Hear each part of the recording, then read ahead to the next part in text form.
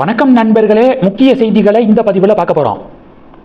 தாவேகா government Karur ஸ்டாம்பேடில் இறந்து போன 41 பேருடைய குடும்ப உறுப்பினர்களுக்கு அரசு பணி வழங்கினாங்களே, அதை சென்னை உயர்நீதிமன்றம் ரத்து பண்ணாங்க.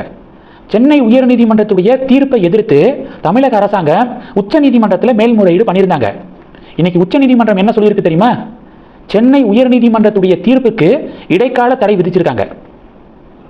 மேலும் சென்னை உயர்நீதிமன்றத்தில் பணி நியமன ஆணை வழங்கக்கூடாது அப்படின்னு கேஸ் போட்டது நாம் தமிழர் கட்சியை சேர்ந்த பிரமுகர். சுப்ரீம் கோர்ட் என்ன கேள்வி கேட்டிருக்காங்க? பாதிக்கப்பட்டவர்களுடைய ஃபேமிலிக்கு அரசு பணி வழங்குறதுல உங்களுக்கு என்ன பிரச்சனை? நாம் தமிழர் கட்சியுடைய பிரமுகருக்கு இதனால் என்ன பாதிப்பு அப்படின்னு சுப்ரீம் கோர்ட்டு கேள்வி எழுப்பியிருக்காங்க. ஆக மொத்தம் 41 பேருடைய குடும்ப உறுப்பினர்களுக்கு அரசு பணி வழங்கினதை ஹைகோர்ட்டு ரத்து செஞ்சதை சுப்ரீம் கோர்ட்டு தடை விதிச்சிருக்காங்க. இது ஒன்று. ரெண்டாவது என்ன பார்க்க போகிறோம்? உங்களுக்கு பொழுது போலையா? உங்களுக்கு பொழுது போல அப்படின்னா 8 மணிக்கு தமிழக மீடியாக்களில் விவாத நிகழ்ச்சி நடக்கும்ல, அந்த விவாத நிகழ்ச்சி போய் பாருங்கள். திமுகவும் காங்கிரஸும் அடிச்சுக்கிறத பார்க்கும்போது அவ்வளவு சந்தோஷமாக இருக்குது. சந்தோஷம்னா அவ்வளவு காமெடியாக இருக்குது.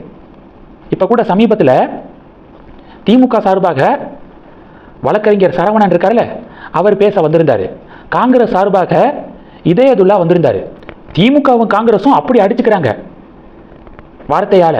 இப்படியே பேசிக்கிட்டே இருந்தால் என்ன அர்த்தம்? எது பெருசுன்னு அடிச்சு காமி அப்படின்னு பாஜக காரங்க உட்காந்து ரசிச்சுட்டு இருக்காங்க. இது 2. மூணாவது என்ன பார்க்க போகிறோம்? மூணாவது, தமிழக பாஜக மாநில தலைவர் நயினார் நாகேந்திரன் அவர்கள் திருநெல்வேலி மாவட்ட பாஜகவை சேர்ந்தவர்கள் பி த லீடர்ஸ் இயக்கத்தில் போய் சேர்ந்தாங்க. இப்போ மறுபடியும் பிஜேபியிலே வந்து தன்னை இணைத்து கொண்டனர், டோட்டலாக 25 பேர் அப்படின்னு சொல்லிட்டு குரூப் ஃபோட்டோ ஒன்று ஷேர் பண்ணியிருந்தார். துக்ளக் ரமேஷ் சார் சொல்கிற மாதிரி அண்ணாமலை கிட்ட இருக்கிறது எஃபெக்டிவான சோசியல் மீடியா டீமு. அந்த 25 பேர் யார்? உண்மையிலேயே அந்த குரூப் ஃபோட்டோவில் 25 பேர் தான் இருக்காங்களா? பி த லீடர்ஸ் இயக்கத்திலிருந்து பிஜேபியில் சேர்ந்துருக்காங்களா அப்படின்னு அக்கு வேறு ஆணி வேறாக எடுத்து போட்டுட்டாங்க. இந்த படம் வரைந்து பாகங்கள் குறி அப்படிங்கிற மாதிரி எவ்வளோ பேர் இருக்காங்க அப்படின்னு சொல்லிட்டு ஒவ்வொருத்தங்களுக்கும் நம்பரை கொடுத்து அதில் இருக்கக்கூடியவங்க யார் யார் அப்படிங்கிறத ரவுண்ட் பண்ணி பேரோட எக்ஸ்போஸ் பண்ணியிருக்காங்க. உதாரணத்துக்கு தயா சங்கர் அப்படிங்கிற ஒருத்தர், இவர் திருநெல்வேலி மாவட்ட முன்னாள் பாஜக தலைவர். இவர் அந்த குரூப் ஃபோட்டோவில் இருக்கார். இவர் இதுக்கு முன்னாடி டிஎம்கேல இருந்தார். பாஜகவில் இருந்து விலகி டிஎம்கேக்கு போயிருந்தார். சில காலம் டிஎம்கேல பயணித்தார். இப்போ மறுபடியும் டிஎம்கேல இருந்து விலகி பிஜேபியில் சேர்ந்திருக்காரு. இதை சொல்லாமல் பி த லீடர்ஸ் இயக்கத்திலிருந்து மறுபடியும் பிஜேபியில் வந்து சேர்ந்துக்கிட்டாங்க அப்படின்னு முற்றிலும் தவறான தகவலை மாநில தலைவர் நயினார் வந்து ஷேர் பண்ணியிருக்கிறது தான் டிபேட்டை உருவாக்கியிருக்கு. அப்போ எவ்வளோ ஃப்ரஸ்ட்ரேஷனில் நயினார் இருப்பார் அப்படிங்கிறத புரிஞ்சுக்கோங்க.